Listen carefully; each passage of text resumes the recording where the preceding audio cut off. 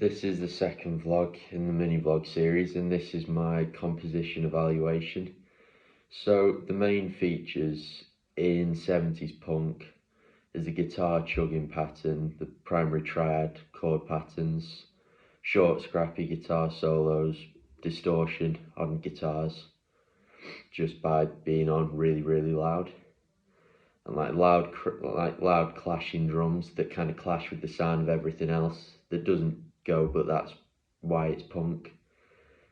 And the call and response between guitar and vocals, basic song structure like introduction, verse, bridge, chorus, and then your solo or whatever, and generally like political lyrics delivered angrily, aggressively, and they tended to be short songs with a fast BPM,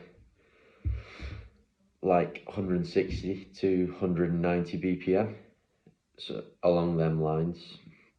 And for our composition, the 70s punk features that we used that I'm aware of are the guitar and drum solo, which come just after the bridge, because obviously guitar solos are really prominent in 70s punk, that's a given, and I think it was pretty short and scrappy, and it moved around. It didn't move around too much, it didn't sound too impressive, it was just really kind of short and snappy and quite aggressive, and used a lot of bends and things like that, which made it sound that way. But we also had a drum solo, which I think was really cool, because I've not really listened to a lot of punk bands that had drummers good enough to do drum solos, but it encapsulated what a guitar solo does for a punk song. It was short and aggressive, and it wasn't too long either, so it blended in, but in a good way. It sounded right, like it could have been a 70s punk song.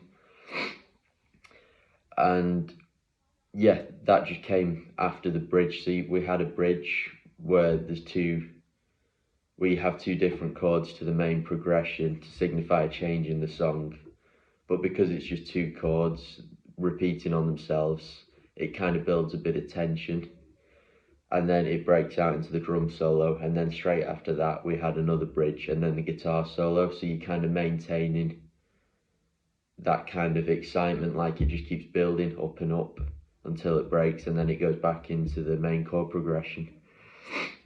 And all the way through the song we used call and response between the guitar and vocals, like is used in God Save the Queen, which is where that came from, really, the inspiration behind that.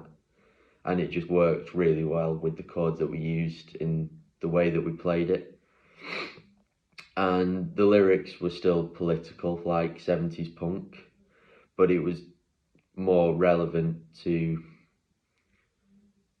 things happening right now, political things happening now, like the cost of living crisis, and people in power not being affected by this. And the lyrics presenting this is just bloody filth, which is what we all kind of shouted under our breath whilst we were playing, along with Lauren, who was singing as well. So I think we included a lot of them features.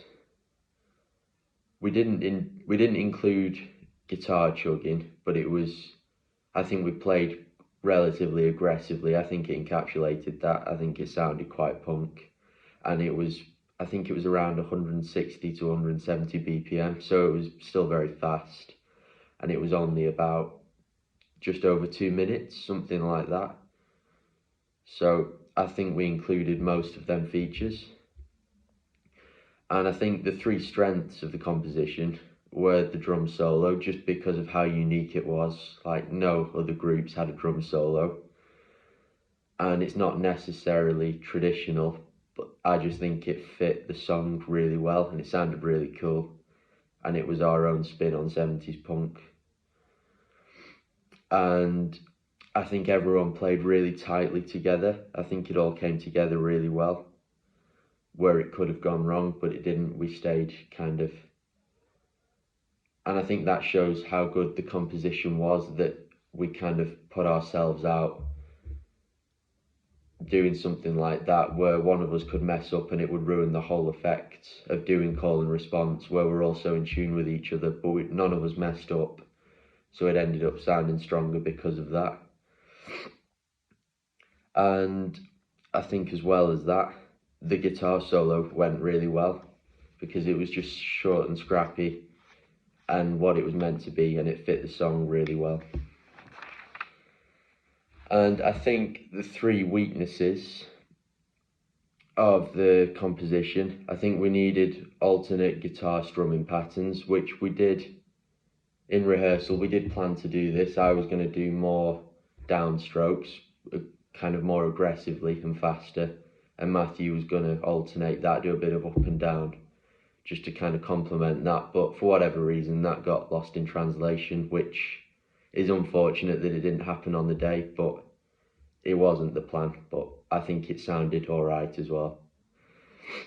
And I think the piano could have, I think because piano's not so widely used in punk, it was used, but it wasn't one of the main instruments.